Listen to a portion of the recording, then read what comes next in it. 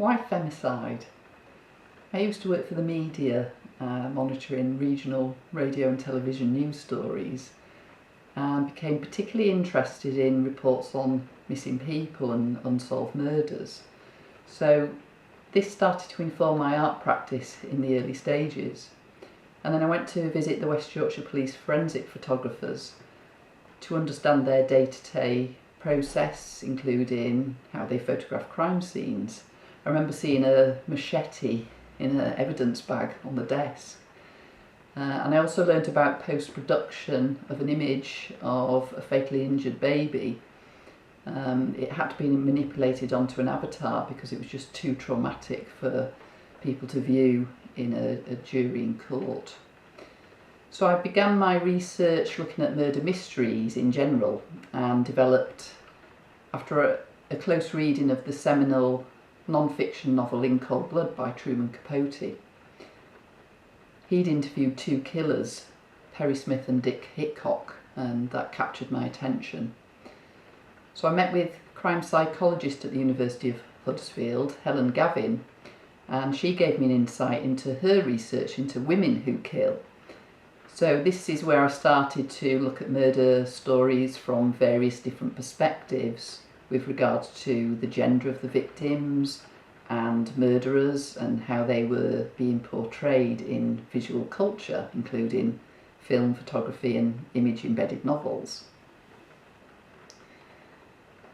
Having watched and read what seemed like hundreds of murder mysteries, including the usual suspects, Agatha Christie, Sherlock Holmes and Columbo, I eventually came across a short story by Edgar Allan Poe, and it was called The Mystery of Marie Roget.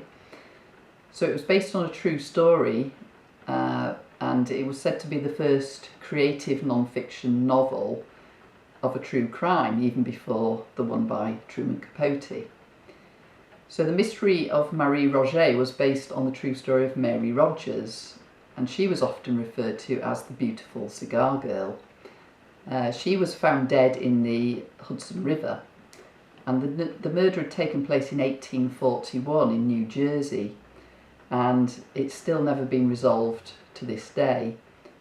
So in my own research, I wanted to use similar research techniques to Poe, such as sourcing newspaper cuttings from the archives.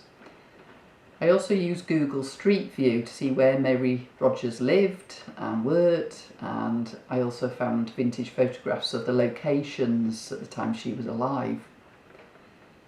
However, I wasn't interested in trying to solve the murder. I was interested in looking at the murder mystery from a different perspective, a feminist perspective on the subject of femicide. I wanted to know who Mary Rogers was, beyond the description of her as being a beautiful cigar girl.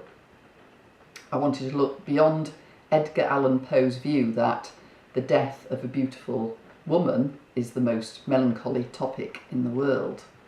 So I wanted to see how this woman and many other victims of femicide are portrayed through the male gaze within the context of true crime.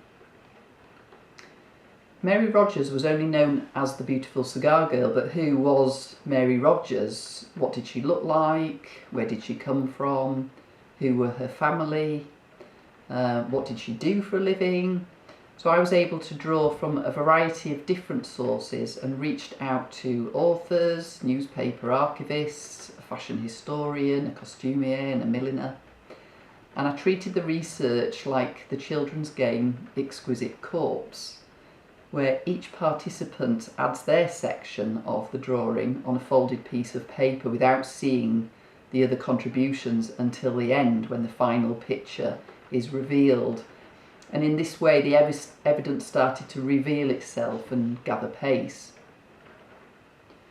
I discovered that Mary Rogers' fiancé had put an appeal for her in the newspaper when she went missing, and he listed the clothes she was wearing.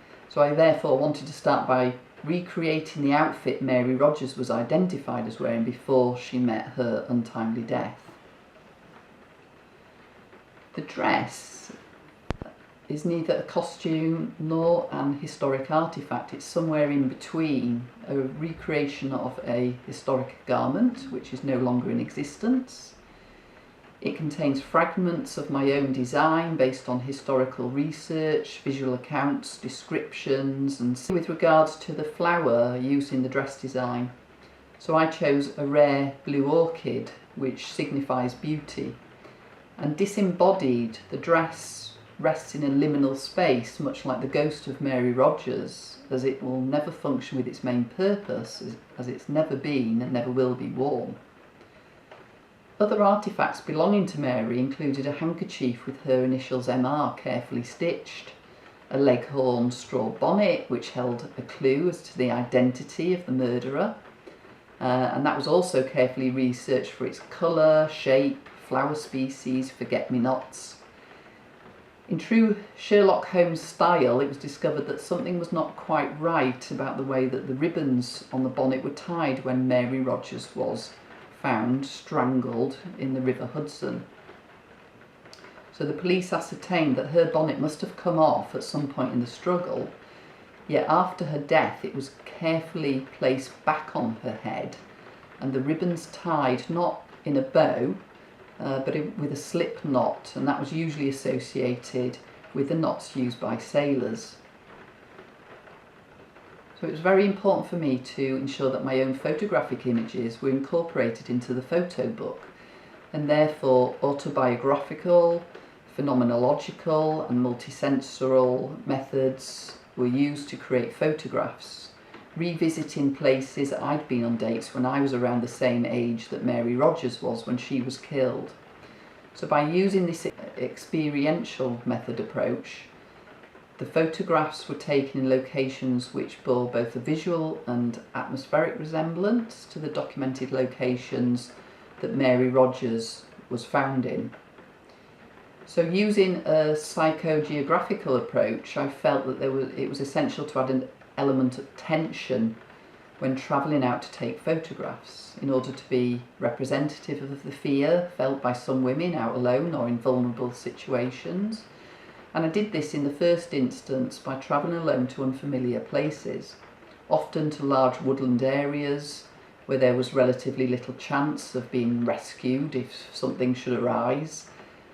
And after researching so many victims of femicide and seeing numerous distressing photographs, I became increasingly aware of a heightened sense of fear when visiting these locations, which on reflection was perhaps disproportionate to the actual level of risk I faced. So I subsequently ramped up the fear factor as I started to abseil, explore caves, slate mines and climb mountains, not up the easy tourist routes, but scrambling up the hardest track in snow or in challenging weather conditions, teetering on rock crevices where some had previously met their deaths. So when making photographs for the artist's book, I wanted to use forensic techniques, namely infrared and ultraviolet photography. And these techniques appeal to me because they capture an image which include aspects which can't be seen with the naked eye. So these hidden elements therefore replicated the unseen story and the fragments of information I was sourcing to piece it together. The images in red can make the landscape look almost otherworldly. However, I was more drawn to the monochrome, high contrast versions, as they had more impact, enabling the viewer to concentrate on the connotation of the image rather than being distracted by the pretty colours. The painting with light technique is used by photographers to capture items of significance in the landscape at night. So for example, a body found in the grass. So I used handheld torches to capture a scene at night in the woods, and my presence was mostly obliterated by the slow shutter speed, yet parts of my body where I'd rested momentarily to paint the trees could still be visible. So this provided me with a liminal space, being both present and absent in the scene, and brought a sense of ghostly appearance to the images. On discovering the police code written in 1881 by Colonel Sir Howard Vincent, I became fascinated in these officious little handbooks containing a list of rules to train police officers. Written from a very male-centred stance, officers are referred to as he and him throughout. And there was a section of particular interest to me on the ways married women were treated differently in police law, with reference to a presumption that they are acting under their husband's compulsion and therefore not guilty. So I decided to treat the book as object and use this as a space to incorporate my own feminist interpretation of the Mary Rogers story, from her life working in the tobacconist shop, her relationships, locations, items of clothing she was known to have worn, and the significance of the rose left with a note at her ex-lover's workplace as a sign for help before she went missing, which was sadly ignored. Her story, told through my photographs, is a way of highlighting the misogyny which enveloped her story and subsequent victims of femicide, identifying the tropes of true crime picture-perfect women.